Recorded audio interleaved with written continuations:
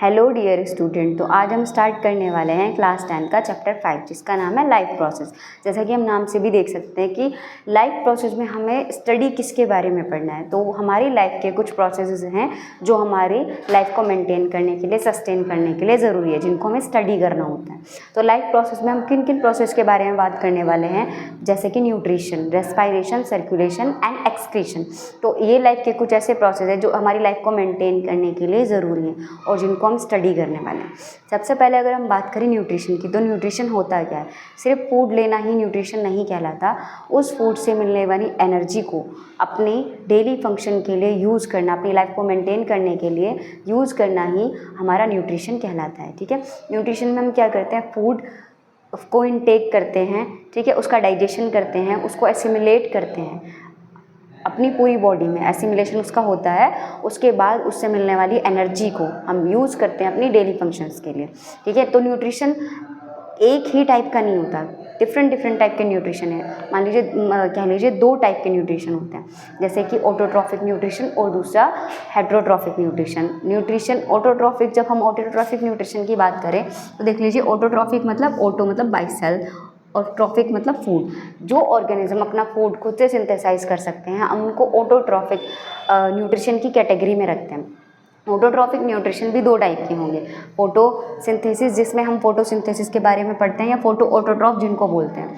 Photo autotroph हम plant के लिए यूज़ करते हैं टर्म, क्योंकि प्लांट ऐसे लिविंग थिंग है जो कि लाइट को यूज़ करके अपना फूड सिंथेसाइज करते हैं। कुछ और इनऑर्गेनिक मॉलिक्यूल को यूज़ करके लाइट के प्रेजेंस में अपने फूड को सिंथेसाइज करेंगे। दूसरी बात करते हैं हम कीमोऑटोट्रॉफिक, जो कि हम बैक्टीरिया के लिए यूज़ करते हैं। कीमोऑटोट्रॉफ जो टर्म है हम बैक्टीरिया के लिए यूज़ करते हैं। इसमें बैक्टीरिया क्या करता है, केमिकल्स को यूज़ करके अपना फूड सिंथेसाइज करता है। तो दूसरा टर्म या दूसरा टाइप का न्यूट्रिशन जो है वो है हेट्रोट्रॉफिक न्यूट्रिशन खुद से अपना फूड सिंथेसाइज नहीं कर सकते, वो अपने फूड के लिए किसी दूसरे पर यानी ऑटोट्रॉफ्स पर डिपेंड करते हैं। इन्हीं को हम किसकी कैटेगरी में रखेंगे, हेट्रोट्रॉफ की।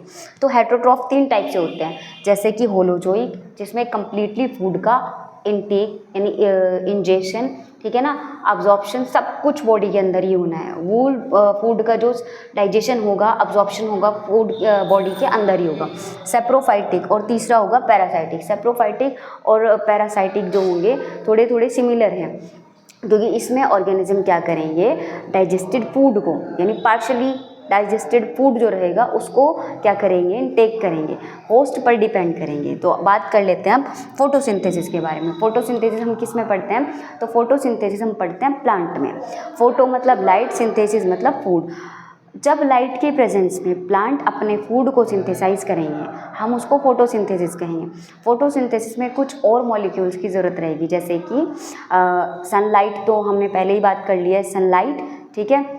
दूसरा होगा हमारा CO2, जो कि एक गैस है जो कि स्टोमेटा के थ्रू प्लांट की लीफ में जो स्टोमेटा उनकी लोअर साइड पर ज़्यादा से ज़्यादा प्रेजेंट होते हैं। अपर में भी होते हैं, लोअर में भी होते हैं, लेकिन लोअर साइड में ज़्यादा होते हैं। तो स्टोमेटा के थ्रू जो होगा हमारी CO2 प्लांट के अंदर जाएगी, ठीक है। स्टोमेटा इसको अपटेक करेगा। H2O जो कि प्लांट में रूट के थ्रू जाती है। और सनलाइट, क्लोरोफिल कहाँ होंगे, ये प्लांट सेल में क्लोरोप्लास्ट के अंदर होते हैं, जो लाइट को ट्रैप करने का काम करेंगे।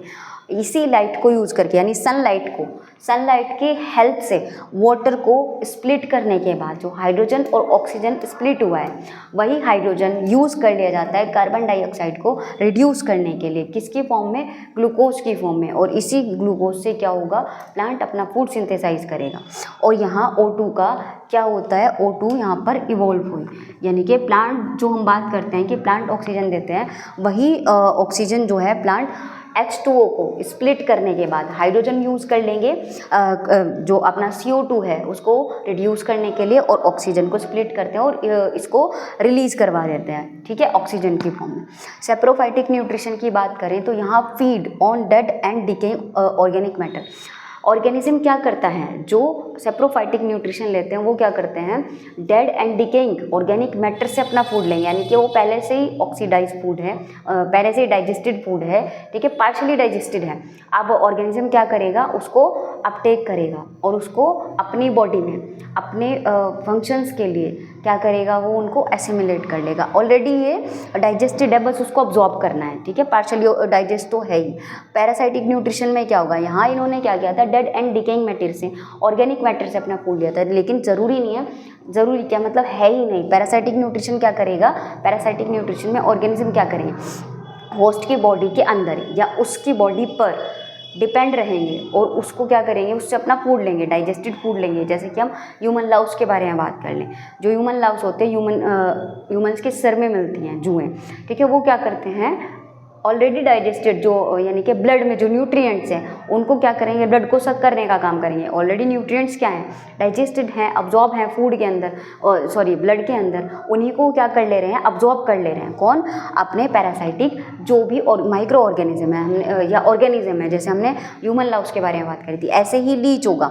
लीच है एक एक्टोपैरासाइट जो होस्ट की बॉडी पर यानी कि जो बॉडी के बाहर रहकर, एक्टोपैरासाइट का मतलब, एक्टो मतलब क्या होगा, बॉडी के बाहर जो डिपेंड करेगा होस्ट की, और पैरासाइट जो दूसरे ऑर्गेनिज्म पर डिपेंड रहने वाला है।